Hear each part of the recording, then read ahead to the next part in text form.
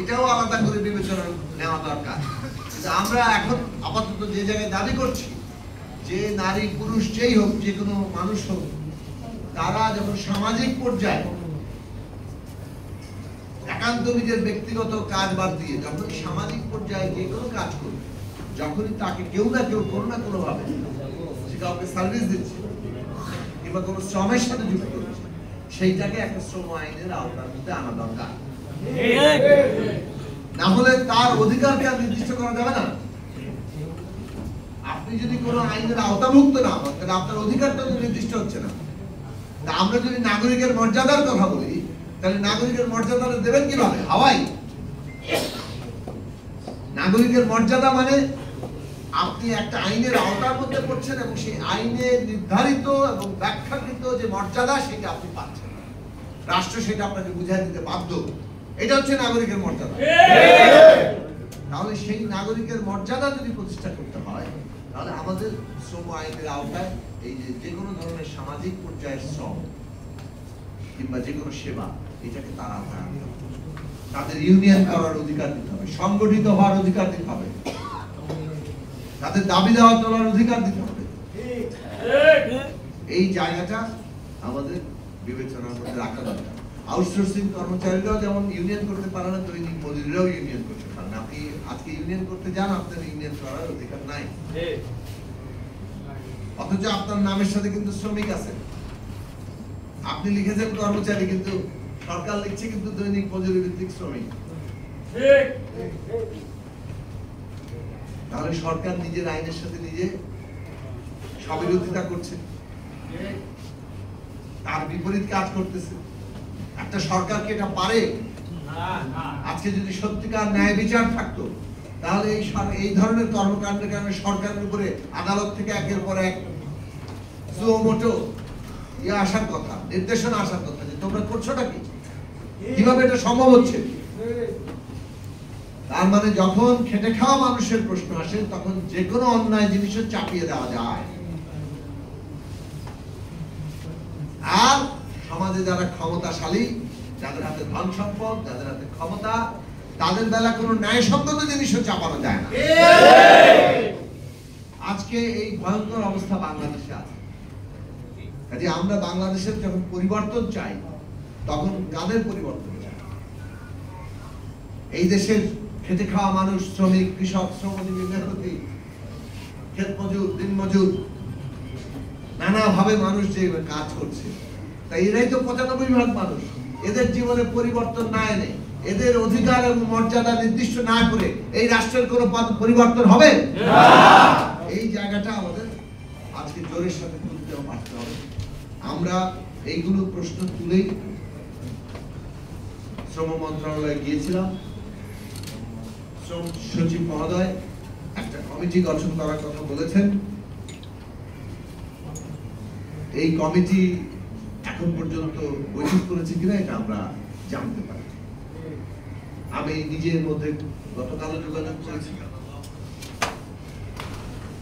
আমরা আবারও যোগাযোগ করব।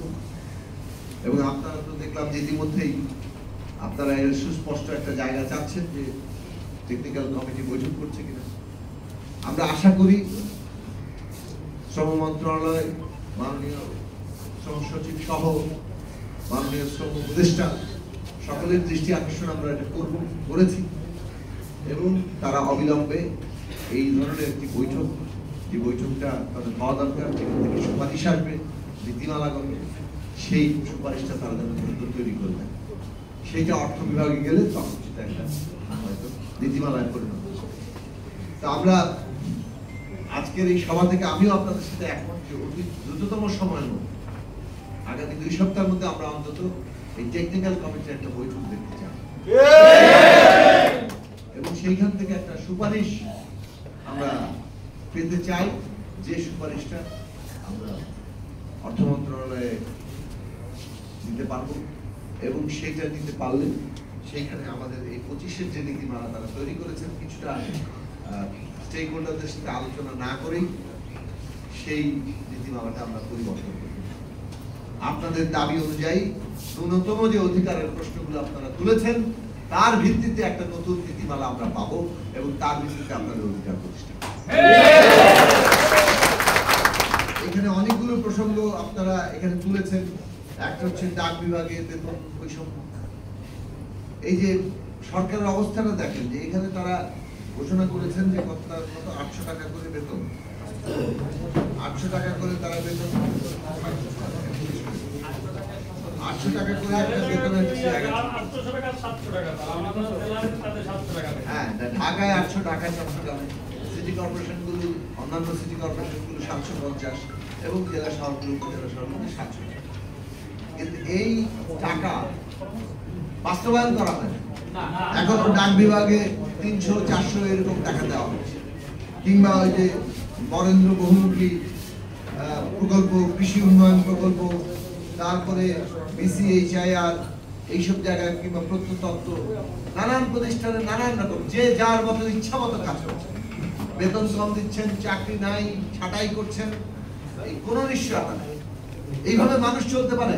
আমি একটা জায়গায় কাজ করতে আসলাম, আমার নিশ্চয়তা আছে কিনা আমি জানি না, আমার বেতন আছে কিনা জানি না, বেতন যেটা ঘোষণা করা হয়েছে সেটা আমি পাবো কিনা জানি না। এইরকম অনিশ্চয়তার জায়গায় আজকে যে খেলা হয়েছে, আমরা সেটা থেকে মুক্তি চাই এবং এইটা ন্যূনতম সাংবিধানিক কর্তব্য এই সরকারকে এবং এই মন্ত্রণালয়কে অবশ্যই এটা করতে হবে। শ্রম মন্ত্রণালয়, অর্থ মন্ত্রণালয়ের যে দায়িত্ব আছে সে দায়িত্ব তারা পালন করবেন, এইটা আমরা প্রত্যাশা করি। আমরা আপনাদের সাথে আছি। খালি একটা জিনিস মনে রাখবেন, সংগঠিত শক্তি যত থাকবেন তখনই আপনি আপনার দাবি আদায় করবেন। আমরা এই রাষ্ট্র পত্তন করেছি সংগঠিত হয়ে, যুদ্ধ করে, লড়াই করে, আমাদের অধিকার আদায় করে চলেছি সংগঠিত হয়ে, লড়াই করে। এমনকি ভোটের অধিকারের জন্য, ন্যূনতম বেঁচে থাকার অধিকারের জন্য আমাদেরকে একটা অভ্যুত্থান করতে হয়েছে, জীবন দিতে হয়েছে। কাজে এই বাংলাদেশ আমাদের লড়াই করেই আমাদের অধিকার এবং মর্যাদাকে সমুন্নত রাখতে হবে, প্রতিষ্ঠিত। কাজেই এই দৈনিক মজুরি ভিত্তিক কর্মচারীদের যে কল্যাণ সমিতিটা হয়েছে, এই কল্যাণ সমিতিকে আপনারা অবশ্যই শক্তিশালী করবেন। নিজেদের পেশার ক্ষেত্রে ঐক্যবদ্ধ থাকবেন। রাজনৈতিক মতপার্থক্য থাকতে পারে, কিন্তু এই পেশাগত জায়গায় আপনারা এমন একটা সংগঠিত শক্তি থাকবেন যাতে আপনাদের কেউ ভাঙতে না পারে এবং কোনো ধরনের মতলববাদ লোক এইখানে প্রবেশ করে আপনাদের কোনোভাবে বিভ্রান্ত করতে পারে।